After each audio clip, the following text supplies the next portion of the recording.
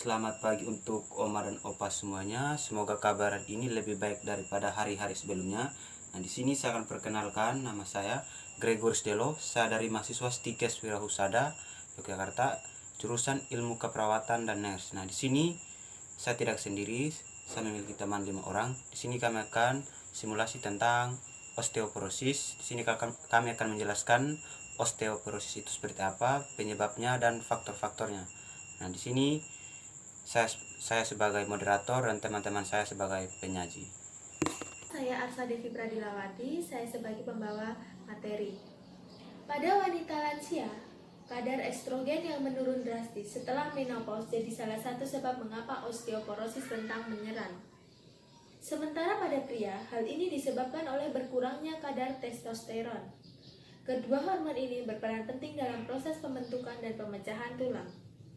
Alasan kenapa lansia sering terkena osteoporosis yaitu tulang manusia beregenerasi dengan cepat dalam kondisi padat dan kuat. Nah, semakin bertambahnya usia, tulang yang lama dan tidak segera tergantikan dengan tulang yang baru tidak akan tumbuh. Kondisi inilah yang membuat tulang secara perlahan menjadi rapuh dari waktu ke waktu. Semakin bertambahnya usia, kepadatan tulang semakin berkurang. Tulang menjadi keropos dan lebih rentan mengalami keretakan. Selanjutnya, tanda dan gejala osteoporosis. Gejala dari osteoporosis.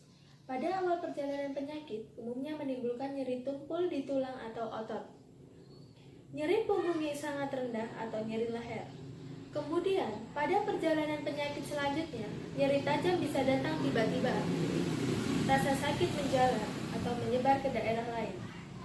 Lalu, tanda-tanda dari gejala osteoporosis yaitu pada umumnya mulai mereda dalam 1 minggu. Nyeri karena gejala osteoporosis ini bisa dirasakan lama lebih dari 3 bulan.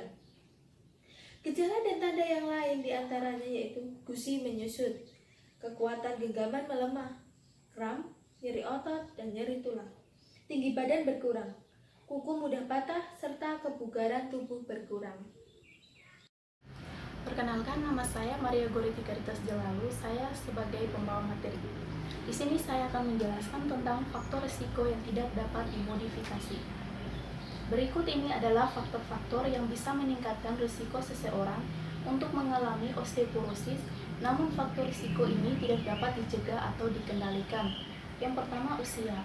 Semakin bertambahnya usia, terutama jika sudah berusia lebih dari 35 tahun, risiko terjadinya osteoporosis akan meningkat. Yang kedua, jenis kelamin. Wanita lebih berisiko terkena osteoporosis daripada pria, terutama wanita yang sudah mengalami menopause. Yang ketiga, keturunan. Seseorang yang anggota keluarganya menderita osteoporosis memiliki risiko lebih tinggi untuk mengalami osteoporosis. Berikutnya, faktor risiko yang dapat dimodifikasi. Sedangkan faktor risiko osteoporosis yang dapat dicegah atau ditangani adalah 1. Penurunan kadar hormon estrogen atau testosteron. 2. Gangguan hormonal akibat sindrom Cushing, hiperparatiroid, hiperparatiroidisme, atau gangguan kelenjar pituitari atau hipofisis. Ketiga, gangguan makan seperti anoreksia nervosa. 4. Kurang asupan vitamin D dan kalsium. Kelima, gangguan pencernaan seperti malabsorpsi atau penyakit Crohn yang menyebabkan penyerapan vitamin D dan kalsium terganggu. Berikutnya, penggunaan obat-obatan tertentu seperti kortikosteroid dalam jangka panjang. Gaya hidup tidak aktif dan kurang bergerak, kebiasaan merokok, kecanduan alkohol, dan yang terakhir, penyakit tertentu seperti kistis, fibrosis, hemofilia, hemochromatosis, leukemia, atau penyakit Parkinson. Perkenalkan, nama saya Dewi Safitri dari Stikes Wirahusada, Yogyakarta. Nah, selanjutnya saya akan melanjutkan materi dari IJE, yaitu tentang cara mencegah osteoporosis dan makanan yang mencegah osteoporosis. Nah, cara mencegah osteoporosis yaitu yang pertama, berolahraga secara rutin. Nah, pada lansia bisa melakukan olahraga misalnya seperti naik turun tangga atau berlari. Yang kedua adalah mengonsumsi makanan yang tinggi kalsium dan vitamin D. Yang ketiga, tidak merokok. Yang keempat, tidak meminum minuman beralkohol. Yang kelima, tidak mengonsumsi obat kortikosteroid karena obat kortikosteroid dapat memperlambat pertumbuhan tulang sehingga tulang menjadi keropos. Yang keenam adalah untuk wanita usia lanjut atau menopause bisa melakukan kontrol rutin ke dokter. Nah, selanjutnya saya akan menjelaskan makanan apa saja yang dapat mencegah osteoporosis. Nah, makanan yang dapat mencegah osteoporosis yang pertama yaitu makanan yang tinggi kalsium. Di antaranya yaitu produk susu ini biasanya terdapat dalam susu sapi, terus keju, yogurt, dan kefir. Nah, yang selanjutnya adalah sayuran berwarna hijau.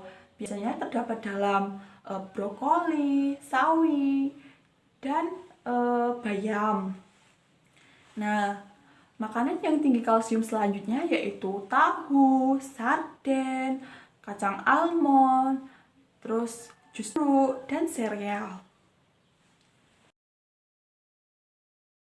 Jadi baik, terima kasih atas waktu dan kesempatan yang diberikan kepada saya. Saya Fabianus Rudiholo akan membacakan materi selanjutnya. Yang kedua, makanan tertinggi vitamin D diantaranya ikan berlemak seperti salmon, tuna, dan sarden. Sereal yang diperkaya yogurt, susu sapi. Untuk materi yang selanjutnya yang ketiga, makanan kaya protein diantaranya daging tanpa lemak, daging unggas seperti ayam, bebek, dan kalkun. Produk susu seperti yogurt, keju, ketir, dan susu kacang-kacangan. Selain 3 nutrisi pokok yang telah disebutkan, ada banyak nutrisi dan makanan lain yang berperan sebagai pencegah osteoporosis,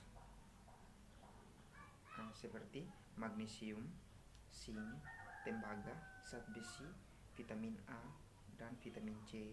Juga termasuk nutrisi yang dianjurkan untuk mencegah pengeroposan tulang. Makanan ini bisa dapat dan makanan seimbang seperti buah-buahan, sayur, daging, biji-bijian, dan kacang-kacangan. Sekian.